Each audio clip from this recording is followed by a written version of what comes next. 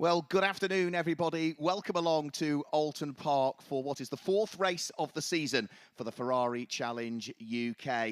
So we had a brilliant race yesterday. We've got a further 30-minute race today coming up around this fantastic circuit, just under 2.7 miles. And we'll have to wait and see as to whether we get new drivers standing on the top step of the podium in each of the respective classes, because so far, whether it be Trofeo Pirelli or Coppa, the wins have all gone the way of one single driver. Andrew Morrow in Trofeo Pirelli, Paul Hogarth in Coppa. The weather, it's got warmer and warmer and warmer throughout the course of the day. 18 degrees is the air temperature, 31 degrees is the track temperature, which means that physically this is going to be a tough race. And also for the likes of the cars and the tyres, it's going to be tough as well. So there probably will be an element of drop-off of pace towards the end of the race. So this is the second race of the weekend. Let's have a quick look back at the highlights from yesterday's race.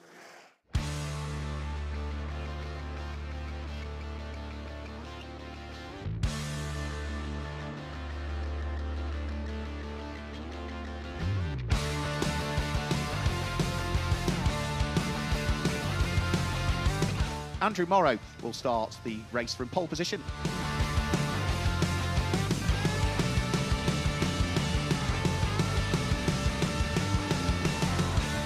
Sikkins has picked up the lead of the race.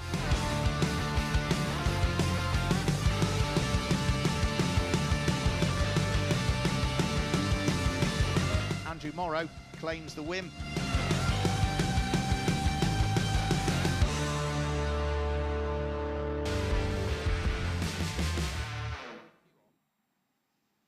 So some highlights from the racing that took place yesterday, which means let's update you on the points. Andrew Morrow, with now 3 wins out of 3 under his belt, leads the championship by 17 points from Sikkins, who's there in second place. But only a point off that is Carl Cavers, the man who will start this race from pole position. John Dillon is 4th. Faisal Al-Faisal lies 5th in the championship standings, and Graham Dazil is there 6th place at the moment. That is the Trofeo Pirelli standings at this stage as they come into this race. But what happens in Coppa, because of course that is a separate class within the championship. Well, at the moment, Paul Hogarth leads that on 50 points. 17 points adrift of him now is Paul Simonson, who came into this weekend 4th in the championship standings. Yesterday's result sees him leapfrog up to 2nd. Jonathan Satchel is there in 3rd and not able to finish yesterday's race. Stuart Marsden has dropped from 2nd down into 4th. Then it's Chris Smith and Peter Hunter who complete the top 6 with Paul Rogers, Julian Dye, William Terrier, who is absent this weekend from racing, is 9th, and Robert Rees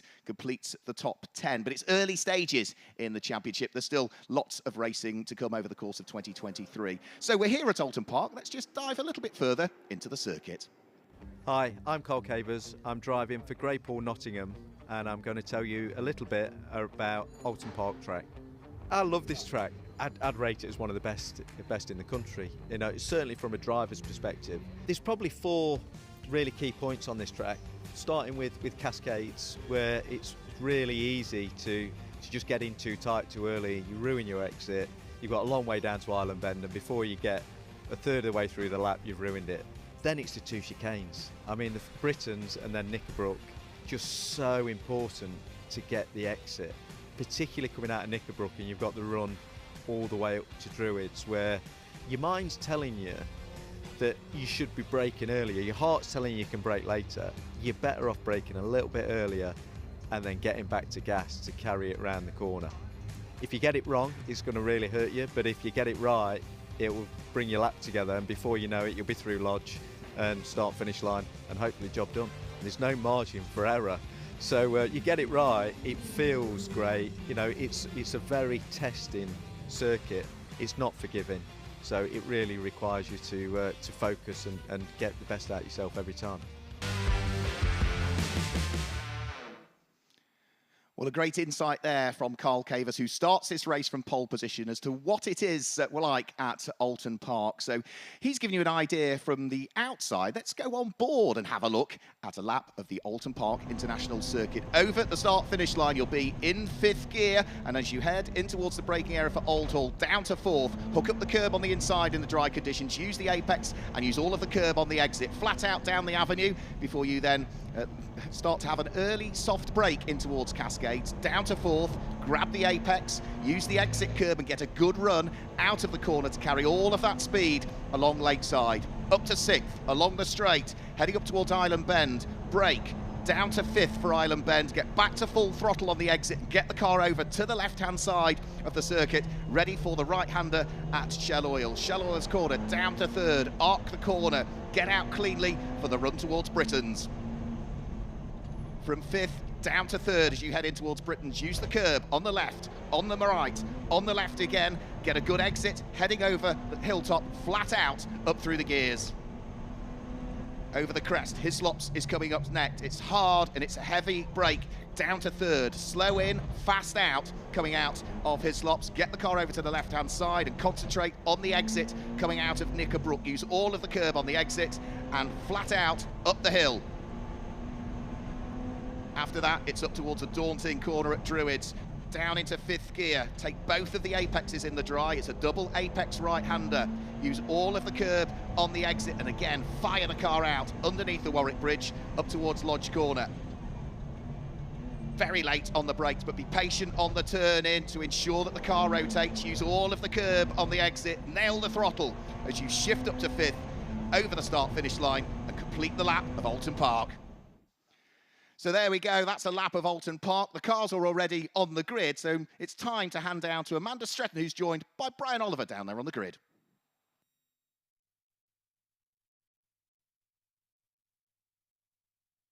Grid for race 2. Wonderful weather that it is here. The sun is shining, the cars are on the grid, and we are almost ready to go. Amanda Stretton once again joining us on the grid. Tell me, as a driver yourself, as we look down towards turn 1 here, the Old Hall turn, and you're sat in your car, the sun is shining, qualifying is done, what is going through your head? The reality is, hopefully, not an awful lot. You're just focusing on the job you've got to do. You'll have talked through it with your engineers and, in some cases, the driver coach as well.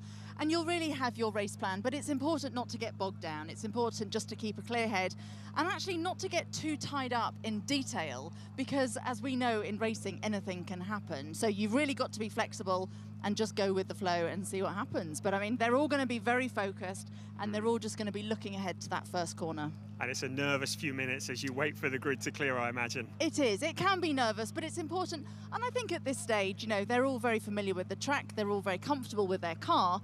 So at this stage, you know, it's just about sort of zoning into the job that you've actually got to do and putting all the nerves and all the sort of preamble behind you. Brilliant. Well, we're going to take a little wander down the grid. Now, we're starting at the front just for a change for this race.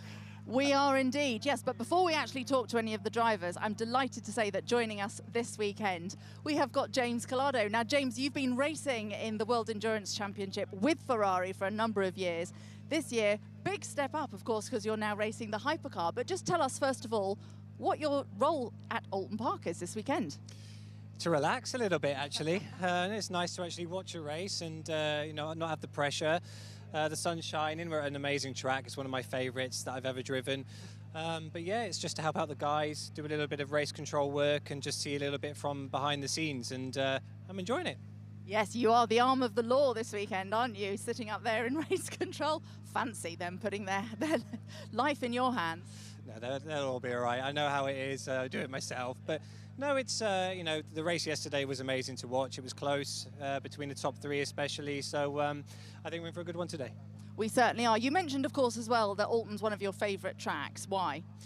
Because you need to be brave to be fast. There's not much runoff. It's pretty old school. It's very up and down, and the corners are extremely high speed. And I think you need to be brave, you need to be bold, and it's difficult to overtake. So it's one of those tracks which I really enjoy. Yeah, it's a shame I haven't driven here in a while, but yeah, I'd love to be on the grid now with these guys. But no, it's definitely one of my favourites in the UK. It's an amazing track.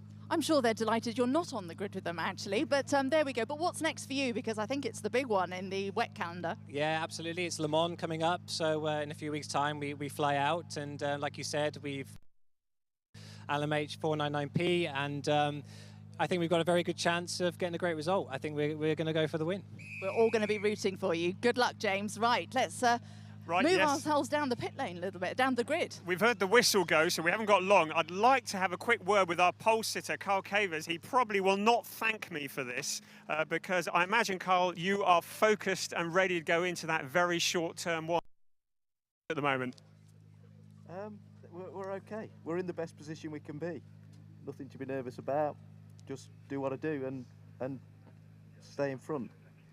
So in race 1 yesterday, you were behind the front 2 cars and you had the frustration of seeing them in front of you. You must have a good feeling about being the one at the front of that train at the moment, providing you can make it into turn 1 in front. Well, it's the best position to start in. So I've given myself every chance to be at the first position after turn 1. So fingers crossed that's where we cross the line in 30 minutes time. Brilliant. Congratulations on your first pole position of this year, Carl Cavers, and good luck for the race. Now, We'll leave him to get Brian, focused a little bit more. Now, where is if I Amanda? can I've lost jump her. in over here, because I Over there, actually let's go over want here. to have a chat with Lewis Plater. Now, Lewis, you are, ooh, there we go, I'll pick them up for you. You're driver coach. Just tell me, what's your role and how do you help Carl ahead of the race? My job through the weekend, obviously, just to assist Carl in all of the aspects on and off track, offer him as much experience as possible, and essentially try and get the fastest lap out of the car and race consecutive laps throughout that period as well. And I mean, how do you actually go about doing that? Are you actually looking at data? Yeah, we got full access to the systems within the car, so I can see full onboard HD videos, throttle, brake, steering traces. I can literally see every input that Carl has, which sometimes he doesn't like. Obviously, depending on how we're doing. But yeah, yesterday, for example, we was quickest in sector 2, but we lacked a little bit of time in sector 1 and 3. So we really focused last night on just a couple of corners, really. Trying to reduce the ABS affecting some of the corners and braking technique, and obviously it worked for qualifying. Great stuff. Well, listen, there's your glasses. Yeah, I hope you can translate this actually into a race win. Fingers crossed. Okay, time is running quite short here, so we're going to have to get a shift on down the grid because they're starting to clear now. I really wanted to grab a word with Andrew Morrow here because if this is his first non-pole position start of the year, again, he's probably not going to thank me for this, but Andrew, it was a slightly more difficult qualifying session this morning. Can you just tell us about that briefly? Yeah, no, it was a difficult session this morning. Struggled to find space just to get the head down and do the job. One of my better laps, I made a small mistake in the chicane, so all in all struggled a bit, but still looked P3, so it's a long race ahead. We'll see what we can do and build from there. Brilliant, absolutely. And you've got a bit of work to do this afternoon. It's a tough track to overtake on, but I expect you reckon you can do this? No, look, from the start, I'll be trying to apply some pressure to the guys in front, so we'll see how it goes and just hopefully it all goes my way, but we'll see. Brilliant. Thank you, Andrew. Good luck for the race. Okay, we're going to have to shift quite quickly here because the grid is clearing. There is our Coppa Shell pole position driver. That is Paul Hogarth in the number 6 car. Should we have a really quick word, and then we're probably going to have to exit the grid before we get escorted off. Paul, very quickly, if I can just have a word, how are you feeling looking down the grid ahead of the race? Yeah, feeling very excited. Yeah, the heart's pumping away. So yeah, nice view. Let's see if we can keep it that way and see if we can bring it home. Have you managed to clear your head and you're now feeling focused and ready? I am. I'm totally focused. Yeah, I'm really focused. Well, listen, best of luck. Okay, I think the time has come for us to head on up to our commentators now because the race is about to start. This is going to be race 4 of a 10-race season for Ferrari Challenge UK. And now your commentators, Adam Weller and Mark Werrell. Thanks a lot. Yeah, good to chat to some of the drivers. Well done, Amanda and Brian, for catching up with some of the drivers on the grid. Mark Werrell chatting to you now. Joining me in the commentary box is Adam Weller. Adam, we saw a brilliant race yesterday. As they say, it wasn't loads amounts of overtaking, but the battles were so intense. Yeah, exactly right. I think every single driver, with the exception of Faisal, who managed to bolt past Paul Hogarth and then go chasing the top 3, almost everybody else was nose to tail in a pack during yesterday's race here at Oulton Park. Another half hour awaiting us in just a few moments. You can see the last of the personnel are now vacating the grid. And given the grid's form with Andrew Morrow on the second row for the first time this year, I think this could be yet another barnstormer. It would be interesting to see what happens at turn number 1. Yesterday, Andrew Morrow started from pole and H. Sickins was alongside, and H. Sickins went all the way round the outside at Old Hall Corner to pick up the lead of the race early doors. I was talking to both Carl Cavers and Lewis Plato over the course of lunch, and yeah, Lewis Plato was saying the one thing Carl is well aware of is that outside at turn number 1, is the possibility where he might lose the lead. So he's going to try and make sure he gets that covered off straight away on the run in towards turn 1, and then cover off any attack on the exit of it as well. So that will be the key to it. So the Ferrari safety car is heading off. The green flag waves, which means they are heading around the Oulton Park circuit for their final formation lap. 30 minutes are on the clock, and we are going to see, I'm sure, a brilliant 4th round of the championship as the cars all make their way off the grid. All the different colours of the Ferraris, nice and easy to spot from a commentary perspective. So for round 4 of the championship season, we're about to go racing.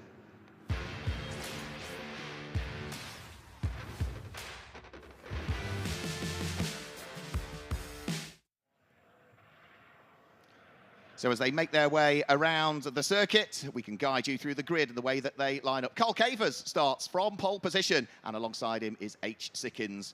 Onto row 2 of the grid, and on the inside of that second row of the grid, it's Andrew Morrow, who has got Faisal El Faisal for company on row number 2.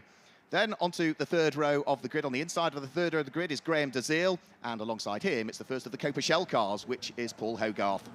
Row 4 of the grid is comprised on the inside by John Dillon, and alongside him is another Coppa Shell car, that being Paul Simerson.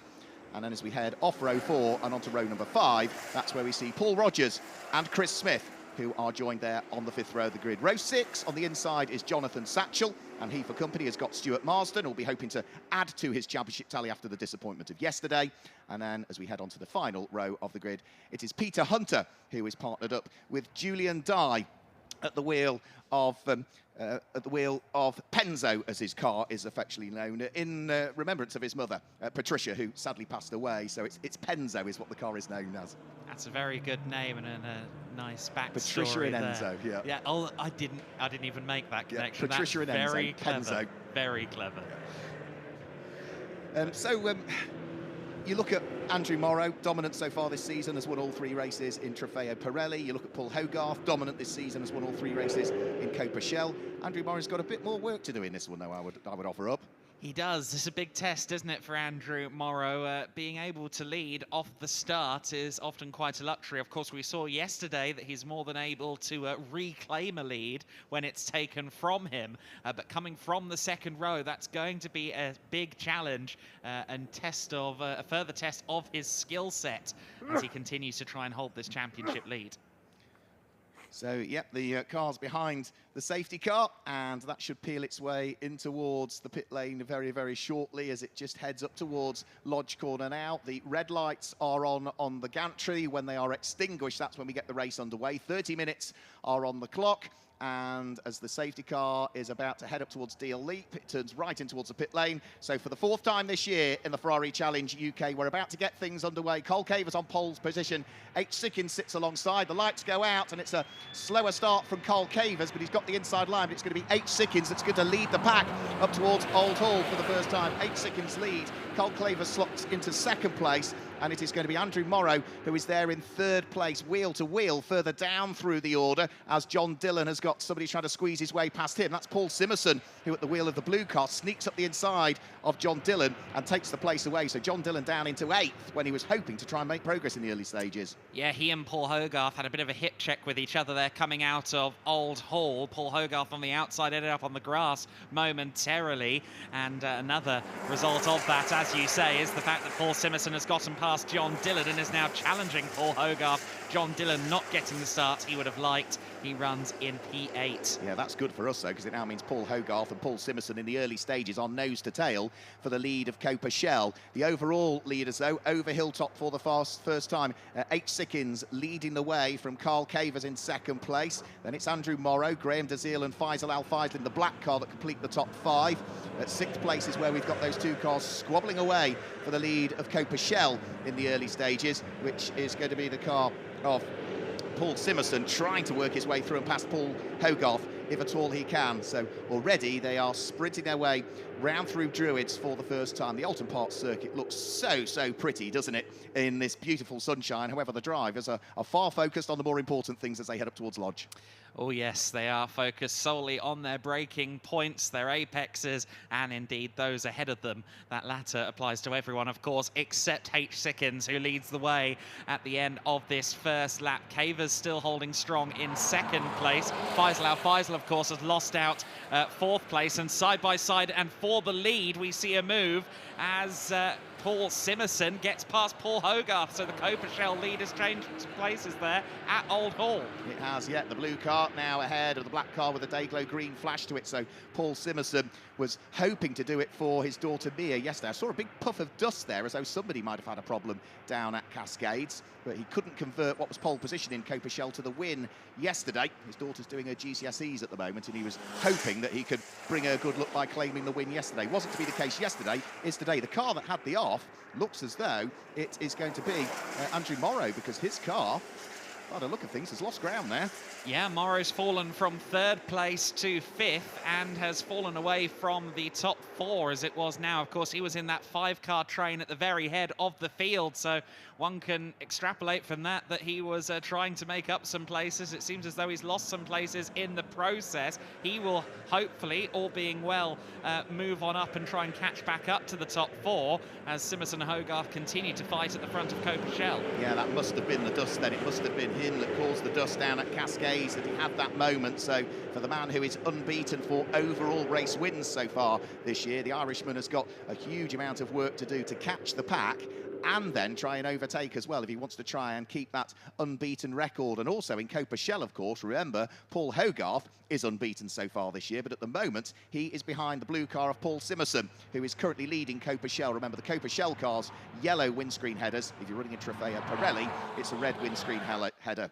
Over the start-finish line, lap number 2 completed. Lead advantage is half a second between H. Sickens and Carl Cavers, and now Faisal Al-Faisal, of course, is up into third place as a result of those problems for Andrew Morrow.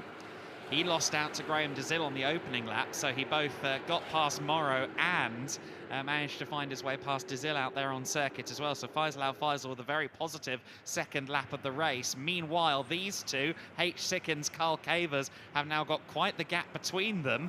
I suggest that for Carl Cavers, that means open season. He's going to take any opportunity he can get.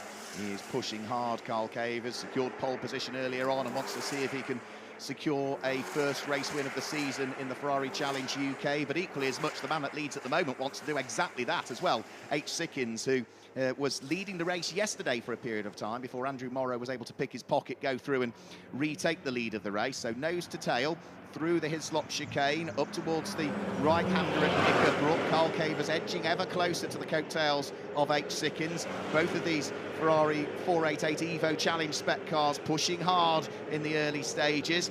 We know the temperatures are warm. It's really going to be interesting to see that. Are we going to, in half an hour, see a little bit of driver fatigue? I think we're going to start to see the tyres drop off for sure. You know, brilliant Pirelli tyres, but it's a warm day here. It really is. I was speaking to Andrew Morrow on Saturday, and he said, look, this is going to be on Friday, I should say. Of course, it's Saturday today, but it is our second race day.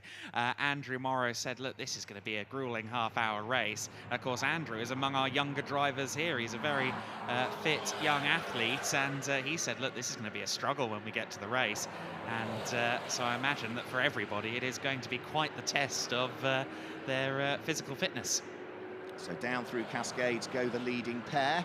Last time through, the gap first to second became almost 1.6 seconds, but actually the last lap times between both H. Sickens and Carl Cavers, they were only 30 thousandths of a second apart, so pretty much matching each other for pace on what was lap number 3. They're on lap number 4 at the moment through Shell Oil's corner.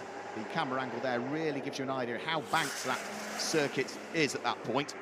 Really hooks the car in towards the apex. They'll use all of the curbs as they flick their way through Britain's chicane. If anything, Carl Cavers leapt over the curbs a little bit more to try and get as good an exit as he can. He'll brake very late heading in towards Hislops, but he's too far away to try and attempt anything as they head in towards Hislops this time through. So again, he'll just try and sit as close as he can to the car ahead, and then through the right-hander at Knickerbrook, try and fire the car out of the corner as quickly as you can, and up Clay Hill they will go.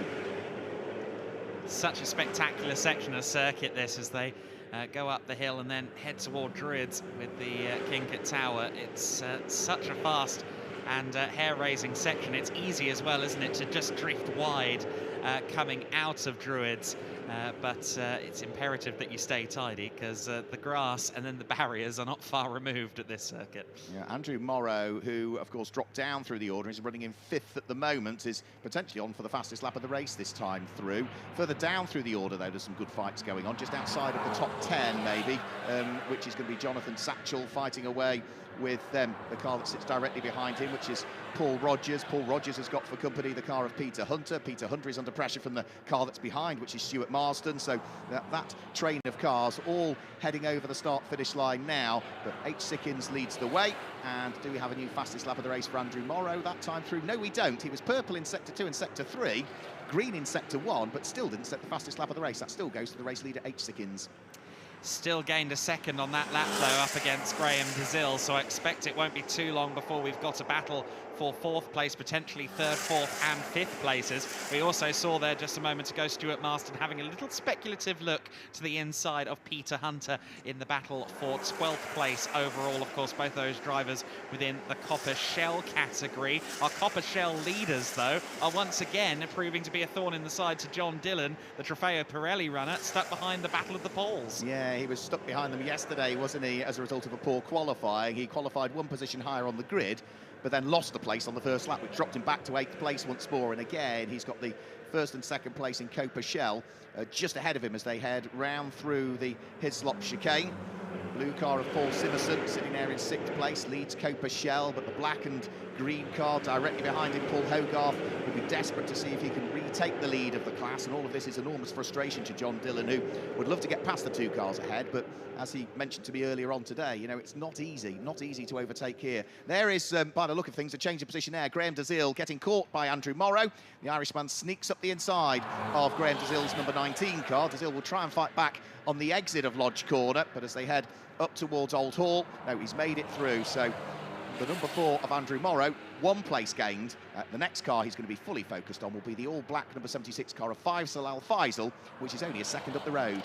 And Graham DeZille, I mean, we've spoken about this at length previously, of course, a former F3 racer. He's wily. He will be looking to see if he can get a past Faisal Al Faisal when Andrew Morrow gets to the back of him, if Morrow finds a way past Faisal Al Faisal. Elsewhere there, I think we had a change in the battle further back in Coppa Shell. Yes, by the look of things, yeah, that was Stuart Marsden, number 15 at Old Hall Corner, dived up the inside of Peter Hunter. So that is a change for 12th and 13th overall, 6th and 7th in Coppa Shell, as the blue car of Stuart Marsden goes through and ahead of the all-red car that time through. So Faisal Al Faisal still running in 3rd place. The last position on the overall podium is going to start to feel the pinch a little bit here from Andrew Morrow, who is trying desperately to try and close in. He still needs to close in by probably another couple of Ferrari lengths to stand any opportunity of trying to work his way into an overtaking position. We've still got plenty of time, though, for him to catch and get past, because we've only had the first third of the race, 30-minute race. We're just coming up to 20 minutes remaining. The cars are on lap number 6, and the best of the battles at the moment is still, I would say, for the lead of the race as they head underneath the Warwick Bridge and up towards Lodge Corner. H. Sickins still leading the way, but over the course of this lap, Carl Cavers through the middle sector was 0.3 of a second quicker. So the gap that was hovering around almost exactly half a second, this time as they come over the start-finish line, it's actually gone out up to 0.6 of a second, because it was a better end to the lap for H. Sickins that time through. So he's just stretching the daylight in the lead. Yeah, I think these 2 drivers are almost exactly equal, really. When it comes to pace, they just make their pace in different parts of the circuit, and if one of them misses an apex by an iota, then the gap either shrinks or grows a little bit as a result. It's a great duel, though, between these 2. They were having good scraps last time at Snetterton as well. Certainly, I feel like Sickins and Cavers are going to be either the best friends in the world, having fought each other a lot come the end of this year, or well, quite the opposite for the same reason. I think the drivers on the whole get on very, very well. It's quite a friendly atmosphere, isn't it, in the paddock? And yeah, the cars are absolutely identical, whether it be a Trofeo Pirelli car or a Coppa Shell car. Actually, mechanically, they are identical, the cars. The only difference is probably experience and pace as to whether you sit in Trofeo Pirelli or Coppa Shell. So out of Hislops up towards Knickerbrook go the leading pair. H. Sickins has led every lap so far as a result of that great start that he got when the lights went out. Carl Cavers is still shadowing him in second place. Faisal Al Faisal was still clinging on to third last time we picked up on it, but Andrew Morrow was becoming an ever-present danger and a bit of a thorn in the side, to be perfectly honest. So can Andrew Morrow squeeze his way through? We'll find out shortly, but we're about to complete lap number 7 as they head through Lodge. That's flown by already. We've only got 18 minutes of the race left to go, almost a dozen minutes in already then, and the gap between our top 2 and the chasing pack is the better part of 7 seconds at the moment. Faisal Al Faisal there in third place. Meanwhile, Paul Simerson under some pressure from John Dillon, so Hogarth now leading the way in Coppa Shell, of course. Paul Simerson, though, will once again probably not want to give up the high ground here. He wouldn't necessarily want John Dillon to get between him and Hogarth, as a spin for Chris Smith in the 69. Yeah, that's at Lodge Corner, so he's going to have to wait for all of the cars to go round and through. He's going to try and drive the car through the gravel track. Keep your foot down. Try not to put too much steering lock in, otherwise the car might beach, and he keeps the wheels spinning, keeps it lit up, and will continue, but he's dropped to the very tail end of the field, and of course now he's going to have rather dusty Pirelli tyres when he gets up towards the first corner, Old Hall. He did very well to navigate that, as you said, especially when you put the steering lock on in the gravel. That can be bad news. Of course, that does mean that Lodge Corner is going to be slightly less grippy than it has been on previous laps. Andrew Morrow all over the back of Faisal Al Faisal as we get a replay. Let's just have a quick look. Looks as though there might have been just the slightest little bit of contact there, maybe with Stuart Marsden, perhaps maybe just getting into the back of the car. We'll have to wait and see, but that was certainly dropped right the way to the very tail end of the order now, Chris Smith. Now, Faisal Al Faisal needs to stick his elbows out here because he has got Andrew Morrow breathing down his neck. It's also allowing Graham DeZille at the wheel of the red car with the yellow stripe over the top to really begin to close in once more. So up towards the double apex right-hander at Druids, Faisal Al Faisal didn't really apex the first part of the corner there. He apexed the second because he wants to get cleanly off it and try and get the car still ahead of Andrew Morrow as they head down in towards Lodge Corner. He's managed to do it there, but the door was almost open there for Andrew Morrow to try and squeeze his way through. A bit of a wiggle on corner exit again from Faisal Al Faisal, who tried to get on the throttle as quickly as he possibly could, but the tail end of the car reminded him that there's only so much punishment the Pirellis will do as Andrew Morrow decisively dives at the inside, heading in towards Old Hall Corner. They are absolutely together. They were so close between each other, and now they've compromised each other on the exit of the corner, and it's allowing Graham DeZille to try and get in on the mix. So Graham DeZille looks to try and attack, and well, that was close there because Andrew Morrow was trying to gain a place. He almost lost one. Very close to losing a position there. Graham DeZille was certainly thinking about 3 wide there, at least momentarily, wasn't he? Faisal Al Faisal did a good job there of retaining third place, managed to give Andrew Morrow just enough room that there wasn't a collision without compromising his speed around Old Hall Turn 1. He remains in third place for now, and I tell you what, Faisal is a fighting driver, very entertaining in these attacking situations. That was good, hard, but fair racing between all 3 of them there. They gave each other just enough room, but there wasn't a lot of daylight between them all. Millimetre perfect driving. So over hilltop they'll come. Faisal Al Faisal in the black car, still feeling the pressure. Andrew Morrow sneaks up the inside. This time was so late on the brakes. You can brake so late in towards his slops, and well, Andrew Morrow had to. He is up into the podium paying positions at the moment. Faisal Al Faisal dropping down into 4th. The tail end of his car sliding around on exit at Knickerbrook, which means again he might start to feel the pressure from Graham DeZille, who is not that far behind as they head up towards Druids, this time on lap number 9.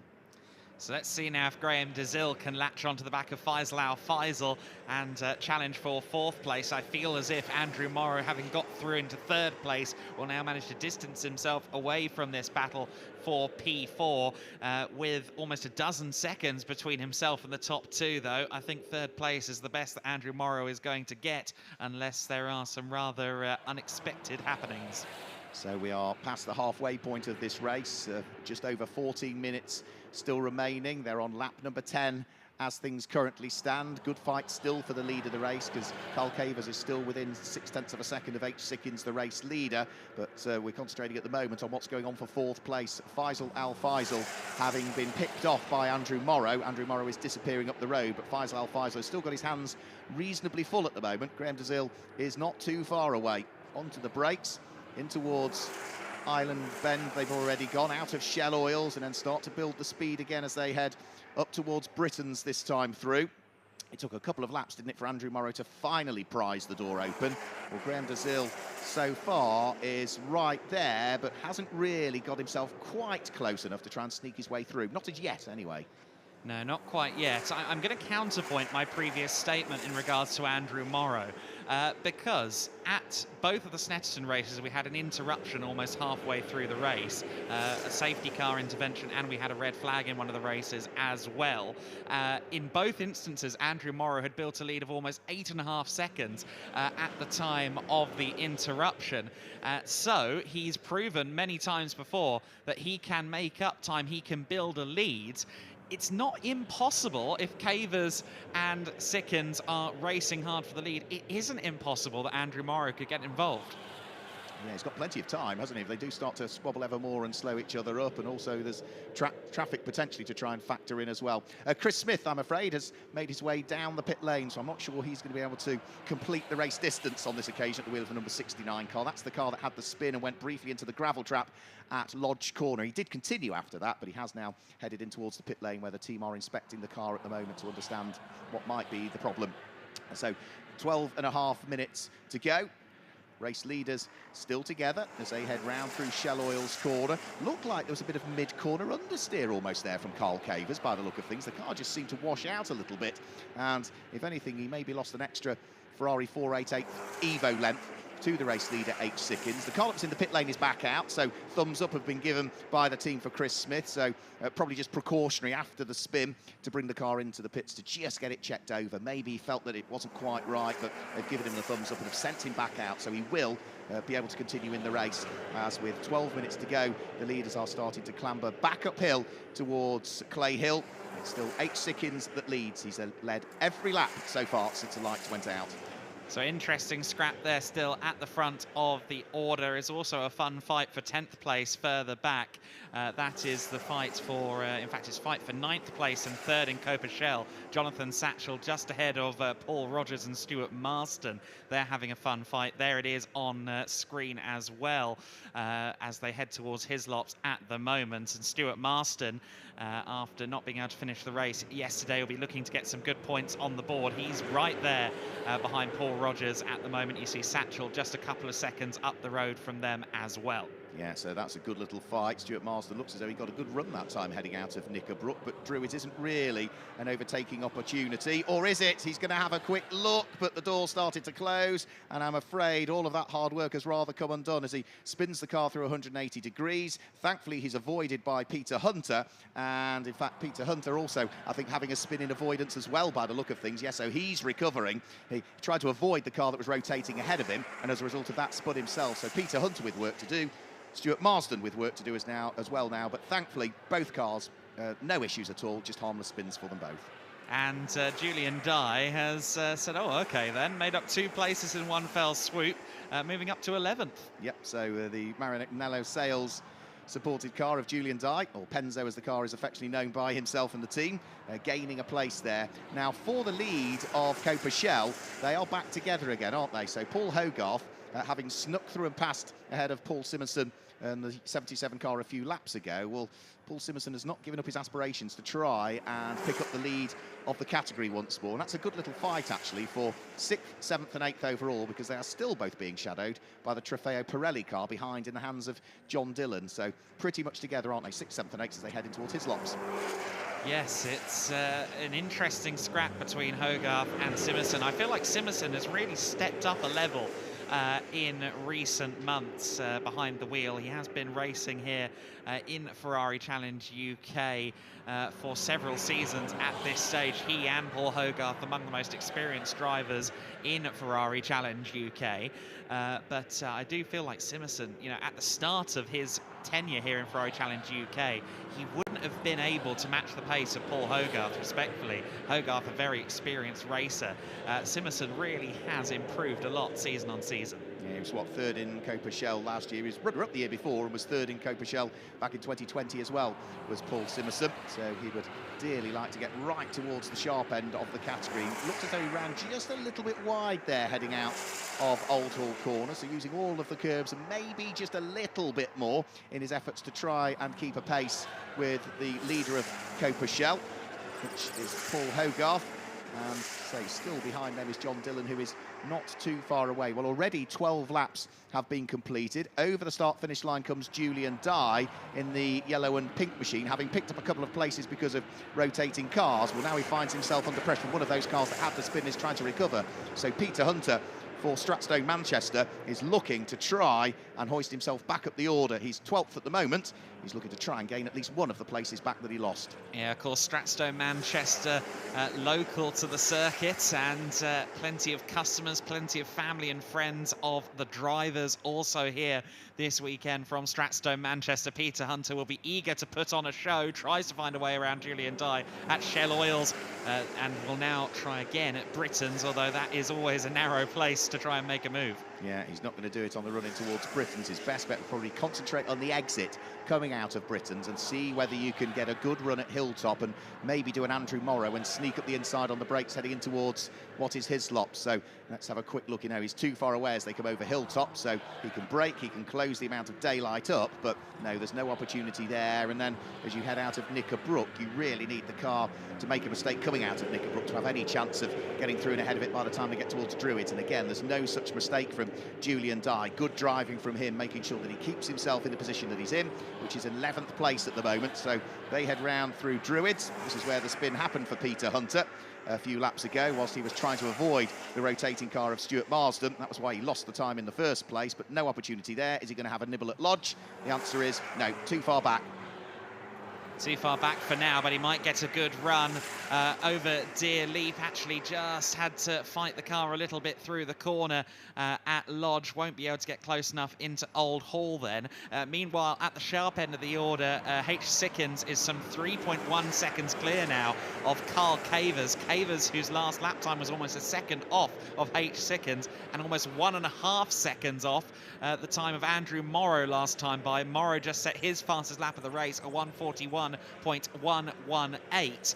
The gap between Cavers and Morrow just under 7 seconds with 6.5 minutes to go. It's a tall order for Andrew Morrow, but I think Carl Cavers might be just starting to struggle with the tyres a little bit. Yeah, we need to keep an eye on his lap times. If they drop off much more, there's an opportunity for Andrew Morrow to catch, but on pure pace at the moment, the rate of close would not be sufficient for him to catch Carl Cavers. So for this squabble that we're watching at the moment, which is for 5th, 6th and 7th in Coppa Shell, we've still got Julian Dye under pressure from Peter Hunter, whilst all of the time Stuart Marsden is looking to try and close in once more. But at the moment, Julian Dye and Peter Hunter aren't really squabbling quite enough to slow each other up, which allows the blue car in the background to begin to close in. So he's not quite there as yet, Stuart Marsden. 6 minutes just under to go.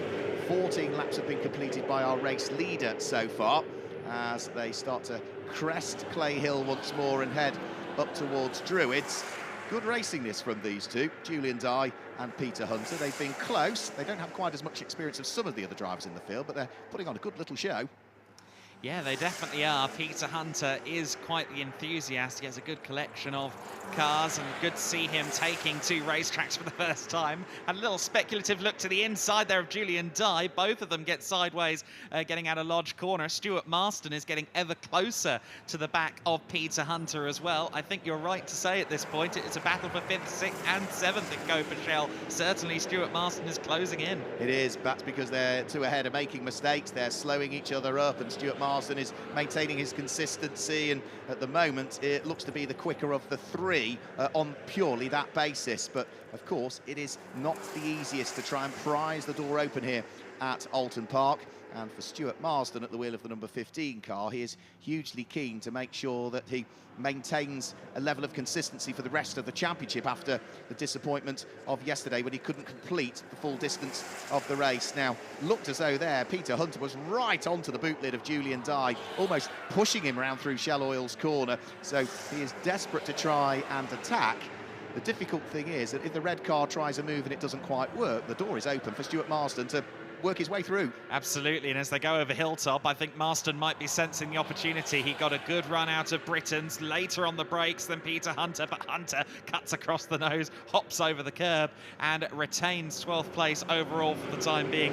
Hunter was so eager at Shell Oils to try and close in on Julian Dye. Exciting racing between all 3. Yeah, that was very brave stuff from Peter Hunter, just to sweep straight across the nose of Stuart Marsden, but he was well aware that he'd got just enough to be able to do that, to make sure that he maintained his position, which is 12th place at the moment.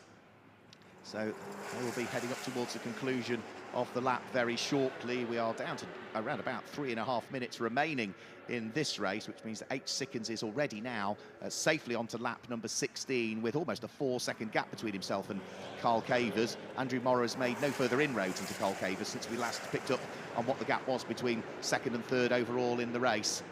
Of course, the incident we saw earlier on that sent both Hunter and Marsden into a spin also freed Paul Rogers from the immense amount of pressure he had earlier on, and he's closed right up on Jonathan Satchel, is setting personal best sectors just half a second back from Jonathan Satchel. That, of course, is for third place in Coppa Shell. I would say that we're not quite sure who's going to be on the Coppa Shell podium just yet. No, not as yet. No, that is still very much up for debate, isn't it? And there is, I'm afraid, a spin for Peter Hunter, and that was coming out of Cascades, where I think he probably maybe got on the beyond the curb line, or maybe got on the gas a little bit too quick and the car rotated. So a spin for him.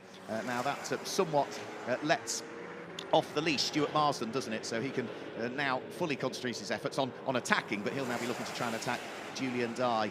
2.5 minutes to go. Faisal Al Faisal in the black number 76 car makes his way along the avenue and down in towards Cascades. He's still under pressure for 4th place as well, because Graham DeZille is not going away at the moment. So the top 5 cars all running in Trofeo. Pirelli, car in 6th place, number 6, which is Paul Hogarth, still leads Coppa Shell by around about a second from Paul Simonson. Yes, indeed. Hogarth not had it easy at all in any of the races, even though, as it stands, he would continue the streak of winning at Coppa Shell in each race if things were to finish as they are. Each time he's had a lot of competition for that right, and often that has come from Paul Simonson. The Paul battle in Coppa Shell has been pretty much a founding part of Ferrari Challenge UK, whether it be Simonson and Rogers or Hogarth and Simonson. Very fun stuff all the time between those three. Yeah, all of the Pauls pretty much on the same page of the book, identical in terms of pace so far this season. So 1.5 minutes to go, which means that next time H. Sickens comes over the start-finish line, he will be onto his last lap of the race. But still battles to be sorted and scores to be settled, not least of which for 4th and 5th place as they head round through Druids, which is Faisal Al Faisal, still under pressure from Graham DeZille. And at the moment, Graham DeZille is just holding station behind. However, he will be running out of time and opportunities, though, because we're now about to enter the final 60 seconds. So next time round, they come over the start-finish line, they'll be seeing the checkered flag, whereas now they will head onto their last lap of the race. I will feel that Andrew Morrow is going to be disappointed when he looks back at the lap chart on this race. He's now just 7 seconds off of H. Sickens. He was a dozen seconds back after the error that dropped him, once he moved into 3rd, of course, working his way back from 5th after the error early in the race. Certainly, Morrow had the pace to take this win. Of course, he didn't get the lap together in quali, and he struggled a bit in the race as well. So H. Sickens for the final time onto the brakes, turns left and then right and then left again through the Britain chicane and starts to crest Hilltop. Had to soak up the pressure in the early stages from Carl Cavers, but has now just managed to build an advantage of 3 seconds. It was nearly up to 4, so he's just now controlling the pace. You don't need to drive any faster than you need to win the race, and I think H. Sickens is just now probably driving at 95%, which, yeah, he's well aware that Carl Cavers might close by another half a second on this lap, but he's done the hard work, he's got the advantage that he needs, and is looking as though he is on for a win in round 4 of the Ferrari Challenge UK as he exits Druids, heads underneath the Warwick Bridge. All he needs to do is safely negotiate Lodge Corner. You'll be flat out over Deer Leap, so it's not really much to worry about there. So nice and neat and tidy through Lodge, get on the power and start to head up towards what will be the checkered flag. H. Sickens wins round 4 of the 2023 Ferrari Challenge UK here at Oulton Park. Carl Cavers, the pole sitter, comes through to finish in 2nd place, and Andrew Morrow, for the first time this season, is beaten. He finishes in 3rd position. We've still got fights going on further down through the order, and that, by the look of things, is Julian Dye, who has now been picked off by Stuart Marsden on this lap. Yes, that happened at Old Hall. A big move by Stuart Marsden going into the first corner as the leaders were crossing the line, and Marsden gets through then into that position. Yeah, so that will put him up to 5th in Coppa Shell, 11th overall. Faisal Al Faisal has taken the checker flag. He comes through to finish in 4th place. Graham Dazil is there in 5th. 6th place, and the win in Coppa Shell is going the way of Paul Hogarth, with Paul Simerson finishing in 7th. He'll be 2nd in Coppa Shell. John Dillon has taken the checkered flag to finish in 8th place, and then we just need to await the next few cars to come over the start-finish line, which will be the number 7 car of Jonathan Satchell. He will complete the Coppa Shell podium, but only just. He was chased all of the way towards the checkered flag by the man who was runner-up in Coppa Shell Championship last year, Paul Rogers, who, at the wheel of the number 20 car, will just finish off the podium. And then we get in his newly acquired 11th place, about to head out of Lodge Corner for the final time, which is Stuart Marsden. Not really been the weekend points-wise that Stuart would want, but at least he has managed to chalk up some points for today. Yes, he managed to salvage some positions there after the spin, which, yes, it's not much of a consolation. But I think when he maybe looks at the points table in a couple of days' time, he'll go, well, it could have definitely been worse. Yeah, it could have been worse, but yeah, he, I think, will be probably slightly disappointed. So there is our race winner. H. Sickins heads round through Druids, hand out of the window. He will be as pleased as punch with that one. He has finished on the podium in every single race so far this season, but that is the first time he'll be standing on the top step of the podium, largely due to the dominance in the first 3 races of Andrew Morrow. So that is first win of the season for H. Sickins. He'll be hugely, hugely pleased with that as he makes his way in towards the pit lane. We will be getting some reaction from down there and bringing you the podium presentations as well. And that man there, which is Paul Hogarth, at the wheel of the number 6 car, the black car with the green stripes down it and the green livery to it, is the winner of the Coppa Shell category. So he keeps his stranglehold on Coppa Shell. That's 4 wins out of 4 now for Paul Hogarth in Coppa Shell. Yeah, what a streak then for Paul Hogarth. He will be delighted with that. The points lead will be significant for him. Of course, he's also had the luxury, of the other Coppa, as it were, of the other Coppa Shell drivers kind of fighting for the runner-up spot so far. So his points lead has only grown as a result of that. He will be very happy with his work here at Oulton Park. As we mentioned yesterday, a circuit just 20 minutes from his home. He had home field advantage and the privilege of sleeping in his own bed between race days. So clearly that paid off for him. Yeah, H. Sickins looks very pleased indeed with what was a hard-earned win for him. Led every single lap in the end as he took up the lead of the race when they got to Old Hall. Just to confirm the results then, it's a win for H. Sickins, with Carl Cavers finishing in 2nd place. Andrew Morrow completes the podium in 3rd. Faisal Al Faisal finished 4th in a good battle with Graham Dazil, who had to settle for 5th in the end. Paul Hogarth comes home in 6th place, but wins Coppa Shell from Paul Simerson, who was 2nd. John Dillon was next up in 8th place overall, and the Coppa Shell podium is completed by the car that finished 9th overall, 3rd in Coppa Shell, Jonathan Satchell. Completing the top 10 was Paul Rogers, who was not that far off getting himself onto the Coppa Shell podium in the end. 11th place was Stuart Marsden, with 12th place going the way of Julian Dye. Peter Hunter and Chris Smith were 13th and 14th places respectively. And those are the results for round 4 of the championship here at Oulton Park for the Ferrari Challenge UK. So, drivers out of their cars, that is going to have been a warm race for them. It is going to be a warm race for them. For a few of the drivers, of course, they get to take in an additional race before the Brands Hatch round of Ferrari Challenge UK as part of the Ferrari Challenge Europe calendar, of course. There is a race as part of the 100th anniversary Le Mans 24-hour weekend with over 70 cars expected on the grid. I know a few of our Ferrari Challenge UK teams are making the pilgrimage out to the Circuit de la Sarthe. That is going to be very exciting for those that are taking part. Yeah, absolutely. Yeah, so we can look forward to maybe picking up on some of that. It's not a round of the UK Championship, but why would you miss the opportunity to celebrate 100 years of Le Mans and go out there and race at La Sarthe?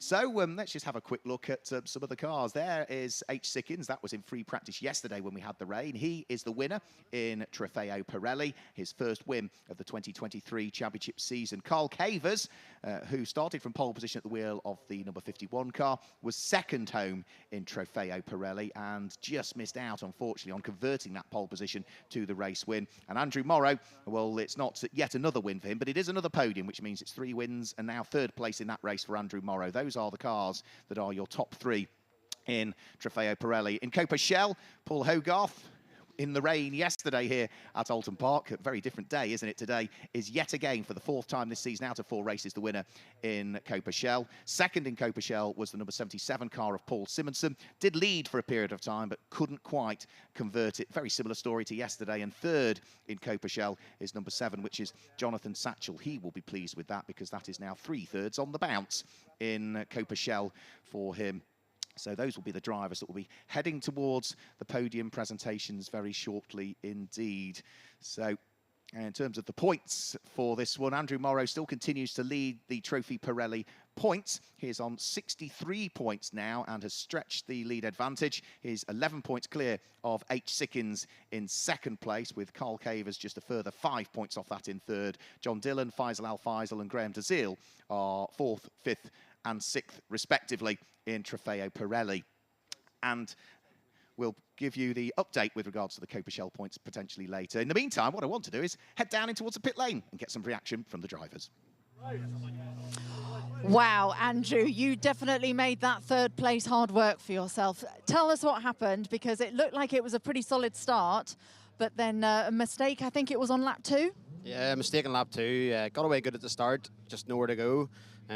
Good first lap, just coming into turn 2 in the 2nd lap, just got a bit excited into the corner, ran a bit deep, didn't brake hard enough, but thankfully managed to keep it on going forward anyway. I managed to go back onto the track and then slot in behind Graham and Faisal and then just build from there. So, no, look, not how I'd hoped the race was going to go today, but thankfully I managed to get some good laps in and get back up to P3s, so at least we're not losing out in some points. So, yeah, look, it was tough work.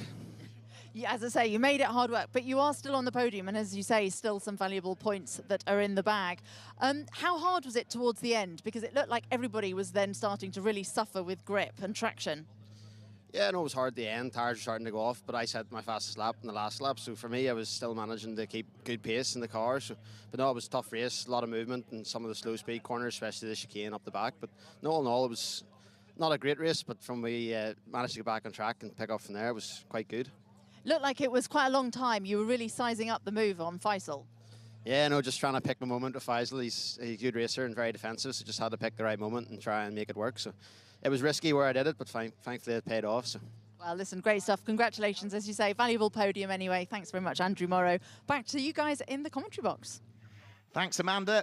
Very valuable podium for him, and because he got the fastest lap of the race, as he said, on the very final lap, 1 minute 40.725, he picks up the extra point for the fastest lap in his category as well. So we've given you the points for Trofeo Pirelli. Let's have a look at what the points look like for Coppa Shell at the moment. Paul Hogarth continues to dominate Coppa Shell. He's now got a 20-point lead in the championship from Paul Simonson, who is on 45 championship points. Just 5 points off that is Jonathan Satchell in 3rd place. Then it's Stuart Marsden, who's there in 4th place. He started this weekend 2nd and is dropped to 4th, so he'll be slightly disappointed. Chris Smith is there in 5th, and Paul Rogers completes the top 6. And then just outside of the top 6, it's Peter Hunter, Julian Dye, William Terrier and Robert Rees that complete the top 10 in Coppa Shell. So that will be the points that they will head towards Brands Hatch for the next round. So we've completed our 2nd race. Let's just look back at some of the highlights from the action we've just seen.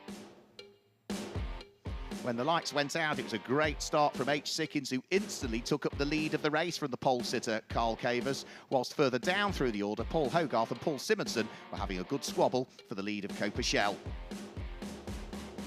Paul Simonson was leading Coppa Shell. Hans Sickins still continued to lead the race overall, whilst Graham Dazil was having a good squabble further down through the order. Then there was a spin for Chris Smith at Lodge Corner. He'd be faced with having to try and recover. After the problems for Andrew Morrow, who dropped down through the order, he caught Faisal Al-Faisal, and a decisive break up the inside heading in towards his slops made him gain the place. There was a spin for Jonathan Satchell up at Druitt. He wasn't the only one, because Peter Hunter also spun in sympathy. But for Carl Cavers, he was pushing hard to try and stay on the coattails of H. Sickins. The squabbles continued down through the order. Peter Hunter recovering, fighting away with Julian Dye, and then it looked as though Stuart Marsden was going to try and sneak his way through ahead of Peter Hunter, but a decisive sweep across the nose kept him at bay. Stuart Marsden would eventually work his way through, would catch the next car ahead of Julian Dye and go through to pick up a place, but the win would go the way of H. Sickins, who came over the start-finish line to claim his first win in the 2023 championship season for Ferrari Challenge UK. He will be absolutely delighted with that. So that's the highlights done and dusted. Let's go back down towards the podium in the pit lane for some more reaction. Well, Paul Simerson, P2 in the Coppa Shell class. You also had to work quite hard for that. At one point, it looked like you might be taking the top step of the podium, but alas, not to be. Well, I said to him yesterday I was going to throw it straight up the inside, so I got the opportunity and I did. I got Paul and then he got me back, unfortunately. But this track, if you make one tiny mistake or you try and get on the gas when I'm chasing him, if the back steps out a little bit, you lose like 50, 100 metres. And just trying to claw that back all the time was really good. But fair play to Paul, you know, he's a good driver, didn't make many mistakes. I just couldn't quite get him, but I wanted that P1. It also looked like it was getting quite leery towards the end. There was a bit of stones, there was mess on the track in places. Was that a problem? Well, it was. I saw Andrew go off. I think it was Andrew, and he came. Thank you. I saw Andrew go off and come back on the track just in front of me, and I was going to go down the side of him, but then he seemed, yeah, Andrew's fast. I think he's got a faster car than me. So he pulled away, but I was literally sat right behind him, and all these stones were hitting the car. I was like, well, okay, I just got to carry on driving through it. Absolutely. But anyway, you enjoyed yourself nonetheless, and still really solid second place. Yeah, it's just not quite the place. I didn't come here to P2, but Paul's a great driver. Fair play to him, but I'm going to push him hard next time. But look, we have a great guy. As you can see, we have a great laugh. We've had good fun all weekend. Sun's shining. Hopefully we entertained a little bit, so good fun. I've had a wonderful time. Thank you very much. And now Brian, I think, has got the lads on the podium.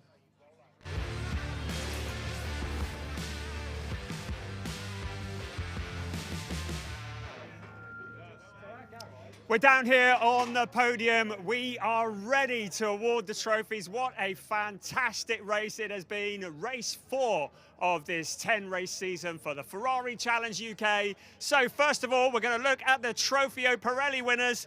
In third place, he had to work really hard from it. It is Andrew Morrow.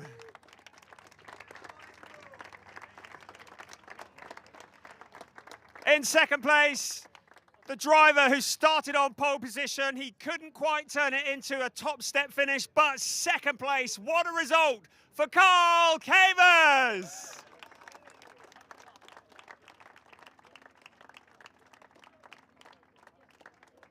But taking the top step of the podium in the Trofeo Pirelli Ferrari Challenge UK, your race winner, H. Sickins!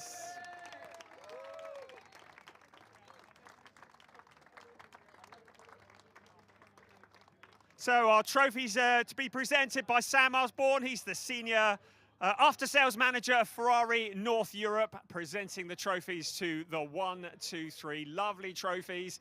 Yet another trophy for Andrew Morrow. And the second place trophy being presented to Carl Cavers.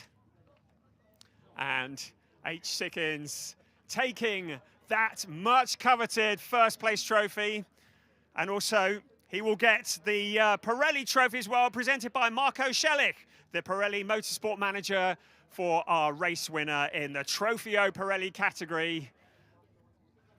And now we call to the podium a representative from the winning dealer from H.R. Owen. And Sam coming back to award the trophy to our winning dealer representative.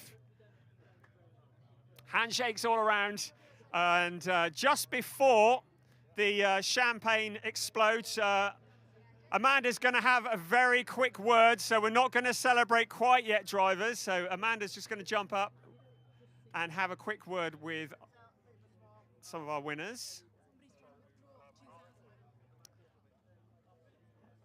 If she's around. 2 seconds, drivers. Oh. There we go. Here comes Amanda, who's just going to have a quick word with a random person on the podium. Go for it. Carl, I'm going to come over to you. Well, listen, congratulations. I know you started off, obviously, in the best place. It wasn't meant to be, though. No, Hans got the run on me into turn 1. It would have been a very foolish move to try and dive on him on the inside there. So I thought just sit there, see if he makes a mistake. He didn't make anything. And he just used that tyre really well, and off he went. And you were really bearing down. At one point, the gap was sort of minuscule. It looked like you were trying to make a move, but there just wasn't space. No, it's really hard to pass here. And Hans wasn't doing anything wrong, so I just had to put up with second place and keep beating the steering wheel. Well, listen, Carl, second place is still a great place on the podium. Congratulations to you, and congratulations everybody else as well. I'm going to get out the way. Okay, go. The celebration starts, and we run for cover. Ladies and gentlemen, your 1, 2, 3 in Trofeo Pirelli. Now, before we get ready for the Coppa Shell presentations, Dave Richardson's assistant, Harry Mary, is going to come and mop the podium for us. So we're just going to have a couple of minutes to reset. And I think we are good to go. So now we turn our focus to the Coppa Shell category. The driver who comes home in third place, it is his third place in a row. It is Jonathan Satchel.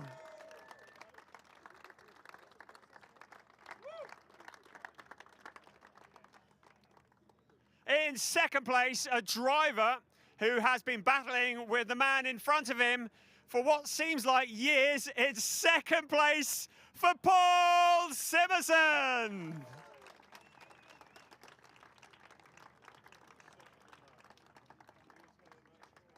But the driver who makes it 4 out of 4, unbelievable stuff, your race winner, Paul Hogarth.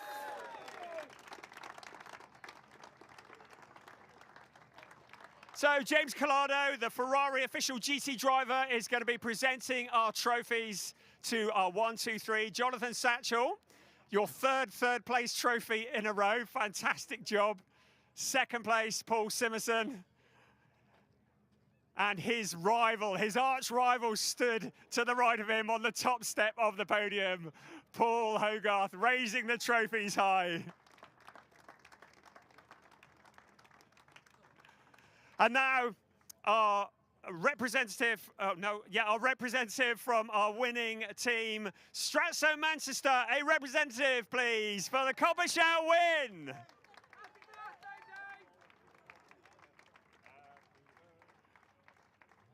I can hear songs of happy birthday in the background.